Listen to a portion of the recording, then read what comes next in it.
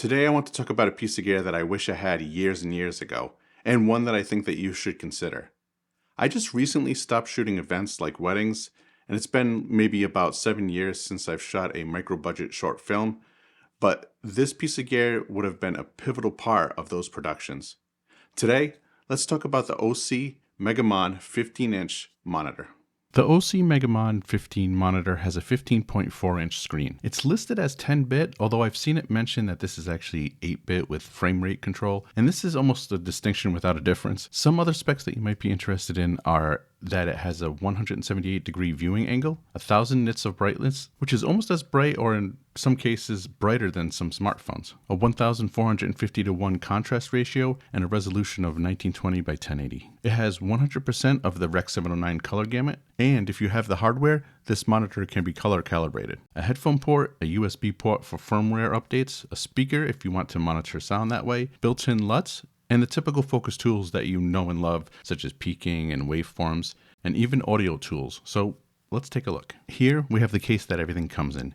You'll notice that we have these zippers on the back, which give us easy access to the back of the monitor itself. More on how this can be used when mounting the monitor to a stand in a little bit. The monitor can be powered by a V-mount battery, which is how I use it, or you can also use AC power if that's available to you, so that the monitor can be used for extended periods of time. One of the ways that you can use this monitor is to mount the included feet so that you can sit it on a workbench or a table or whatever flat surface you have available. The only thing that you have to keep in mind is that these feet get screwed on, so in order for you to use them or to take them back off to put the monitor back into the bag, make sure that you have a screwdriver handy. At the top of the monitor, there's a handle that makes carrying it extremely easy, and of course keeps your hands off the side or maybe even the front of the monitor so you're not putting any smudges there. On the back, we have the video ports, including 2 SDI in, an HDMI, and a cheese plate up top so you can mount accessories to it. What I suggest using that for and what I use it for is mounting a wireless video receiver for obvious reasons. This makes the whole setup extremely portable, especially when you're using a V-mount battery. As I mentioned before, this monitor has a wide viewing angle. As you can see here, there doesn't appear to be any color issues, light bleed, or drop in contrast as you move around to and from the side. The case that the monitor comes in also doubles as a sunshade for outdoor use. Easy to set up and break down. A nice feature that OSEE included is a piece of material that has Velcro at the end, which allows the back to be lifted up as opposed to hanging straight down. The only things that I would keep in mind is removing the feet, as I mentioned earlier, and removing anything from the storage that is being held up by the Velcro. So let's talk about the pros and cons. I'll start with the pros and then we'll talk about the cons. One of the pros has to do with the price. Now, you may initially look at the price and say that it's potentially more expensive than a lens that you've been interested in. But what you have to do is compare this against other comparable monitors, which are probably 3, 4, 5 times the price. The fact that this monitor can be calibrated is another pro.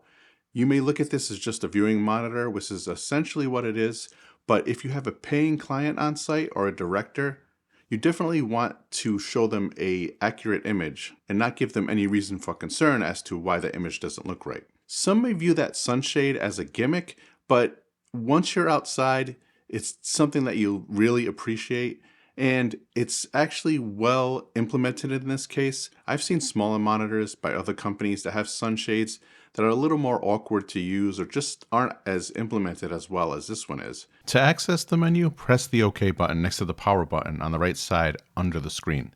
To the left of those are your navigation arrows. First menu shows items such as the video input resolution and type, the gamma, and the color temp. Next menu is the input config screen and lets you adjust the color range if you need to. Next menu is the color management menu. Here you can see I have a LUT applied because I am sending my vlog footage from my Panasonic S5. In the next menu, user config, you can set user presets up to 4, and here you can set what the 4 function buttons do on the left of the navigation buttons. More on this in a few. Next window is the audio options. You have a menu for markers, another one for all of your scope options such as waveform type. Next window has focus peaking and zebras, and the last is where you can perform a firmware update. The only issue with navigating the menus is how you navigate them.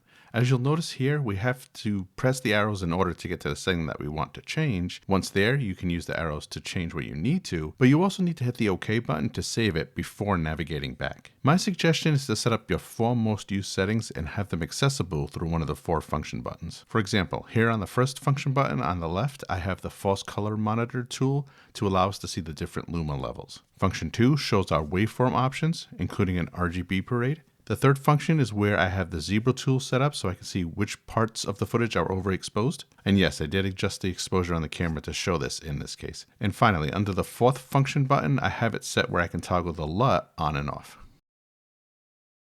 One of the cons that I've seen listed on YouTube videos that have come out before mine has to do with the fact that the feet have to be mounted. You have to unscrew them and screw them, and then once they're mounted onto the monitor, it won't fit back into the bag. But in my opinion, that's a very specific use case where you want to actually use the feet and mount it on a table.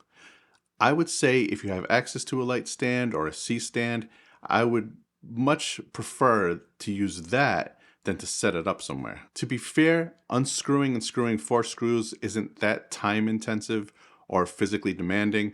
So depending on how you intend to use the monitor, that may or may not be something that you want to take into consideration. Another potential con that people may point out is that this is only a 1080p monitor, and I say 1080p in air quotes, but with a lot of the video transmitters, you can only transmit in 1080p. But I'm not saying that only to justify the resolution.